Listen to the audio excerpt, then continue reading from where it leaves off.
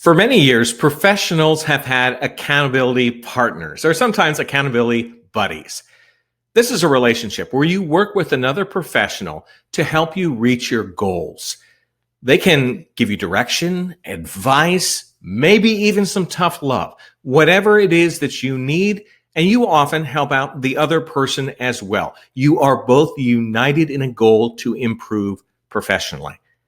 In today's workplace, there's a lot of change. There's a lot of stress, a lot of pressures and new demands.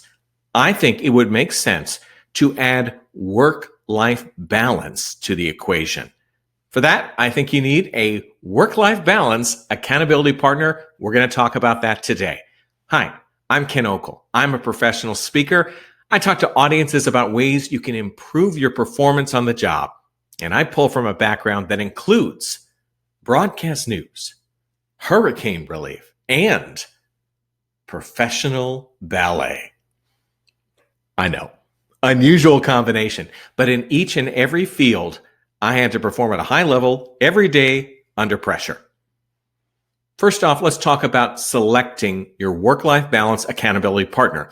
You may already have an accountability partner, but does that person really value work-life balance? Because some people, they may see nothing wrong with working 24/7, getting phone calls all the time when you're at home, missing family events. Now, that's their choice. Everyone can do life as they like, but if those aren't the values that you embrace, then that person may not be the one to partner with on improving your work-life balance. So you may have to go outside of who you usually use for this type of thing. Make sure both parties agree this is the type of life I want to have, and these are things that I need help with. Talk it out. Next, I want you to have some goals. Think about what are things that could improve your work-life balance. Maybe it is something relatively simple. You may stay late every day at work. Maybe you want to end that. You want to make sure that you're going home relatively predictable time so you're able to take part in family functions, events, sporting events, concerts, all that stuff. It's important to be a part of it. Work may be preventing you from doing that. So a goal may be, I want to be able to attend at least 50%, 75% of these events. That's something that you can work toward. It's been defined, and you and your partner can try to figure out how do you make that happen. If you don't have any goals, then it probably will just become a complaint session. You don't want that. You want to make sure that you have identified challenges that you're facing and ways that you can improve the situation.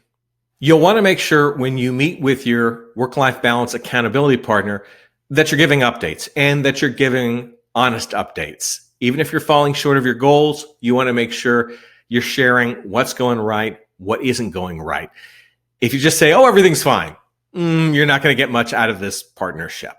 It's also important to define what are things that are distracting you from your goals, or what are things that are traps that are preventing you from achieving your work-life balance, the balance that you want.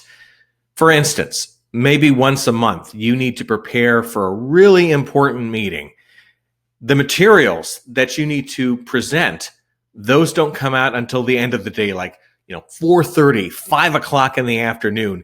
And the meeting where you need to present them, that is at 8 a.m. the following day.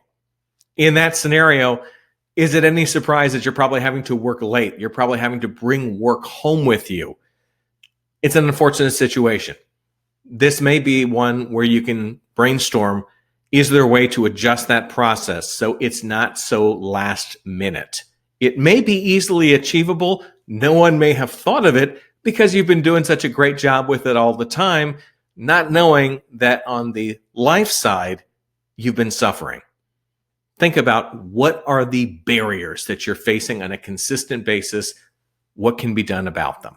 And of course, for some, it may be the situation can't change. Might be time to update the resume, look for a better match in terms of work-life balance.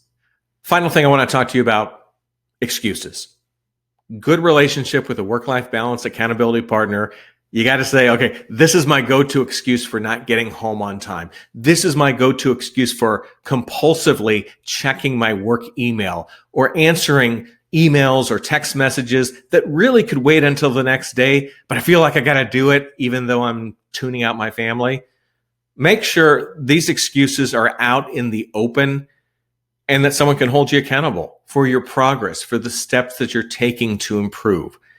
It's important to understand that while your job performance is being judged professionally, you have your annual reviews, the life part, not so much all the time. Now, you may hear about it from family members who don't feel like they're connected with you and are unhappy. Usually you don't hear about that until things are really bad. Make sure that you are investing the time and picking up on some of those excuses where you're saying no to the life part of your work-life balance and yes to the work. Make sure that you understand where you're at, what you can do better, and don't just fall back on an excuse because it's convenient or has worked in the past. The goal is to evolve, to improve your life, so you'll be able to be more focused and more productive on the job. I hope you've enjoyed these tips and suggestions for a work-life accountability partner. If you have some other ideas, feel free to send them to me.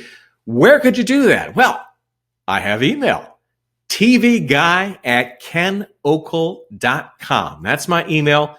What's the deal with that? Well, years ago when I worked in broadcast news, you'd be out somewhere.